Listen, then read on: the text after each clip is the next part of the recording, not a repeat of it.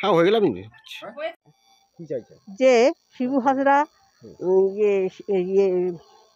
শাহজাহান, শেখ শাহজাহান আর উত্তম সর্দার, তারপরে আমাদের এখানে সত্যজিৎ সানাল, এদেরকে অ্যারেস্ট করার জন্য আমাদেরও বিশেষ করে প্রোটেকশন নেওয়ার জন্য বলছি যে আপনারা এই প্রোটেকশনটা নেন, যে ওদেরকে যাতে জেল হাজতের মধ্যে থাকতে পারেন। তা না তো আমাদের এখানে নিরাপত্তার কোনো ব্যবস্থা নেই। এর পূর্বে আগে একবার ওই সত্যজিৎ আমাদের এখান থেকে বিতাড়িত করে। যে ধর্ষণের মামলা রুজু করেছে পুলিশ, এটা নিয়ে কি বলবেন? ধর্ষণের মামলাতে আমরাও তো বলছি, আমরাও তো নারী, তা আমরা কি বলবো যে ধর্ষণের মামলাতে আমরা রাজি থাকবো না? আমরা তো বলছি যে ভালো কাজ করেছে পুলিশ। এটা কি ভালো কাজ করেছে মামলা রুজু করে?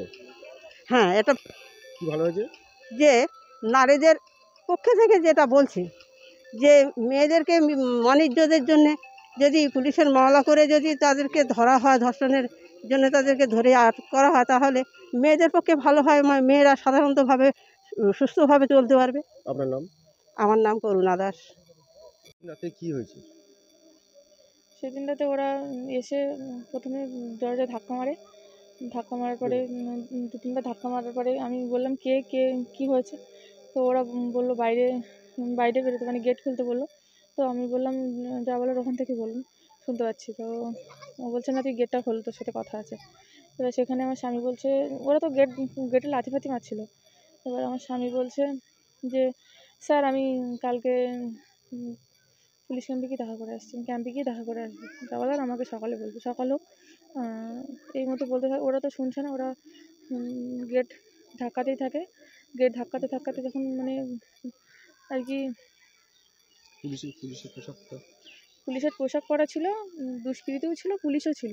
হ্যাঁ, সবার মুখে কিন্তু কালো আর কি কাপড় দিয়ে মুখ সব ঢাকা ছিল। হ্যাঁ, এবার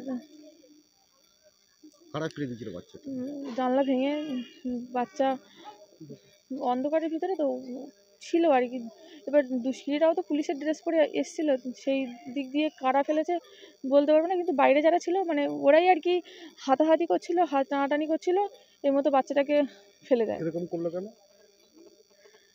আমরা বিজেপি পার্টি করি, এটা প্রথম। স্বামী কোথায়? আমার স্বামী বাড়িতে নেই, স্বামী বাড়ি থেকে চলে গেছে। মানে নতুন করে তো পুলিশ মোতায়েন করা হয়েছে আপনার বাড়িতে। হ্যাঁ, কী বলবো, আমি যেখানে নিরাপত্তাহীনতায় ভুগছি সেখানে ভরসা করা ছাড়া আর তো কোনো উপায় নেই। পুলিশ কি বলে এসে? পুলিশ এসে বললো যে আমরা আজকে থেকে এখানে ডিউটিতে থাকবো। কি চাইছেন আপনি? আমি আর কি, আমি তো সারাদিন মানে সারা রাত ভয়ের ভিতরে থাকি, সেখানে যদি আমি একটু এদের থেকে সাহায্য পাই আমার খুব ভালো হয়। শিশু সুরক্ষা কমিটিকে জানিয়েছিলেন বিষয়টা? হ্যাঁ। আপনার নাম? সনিকা দাস।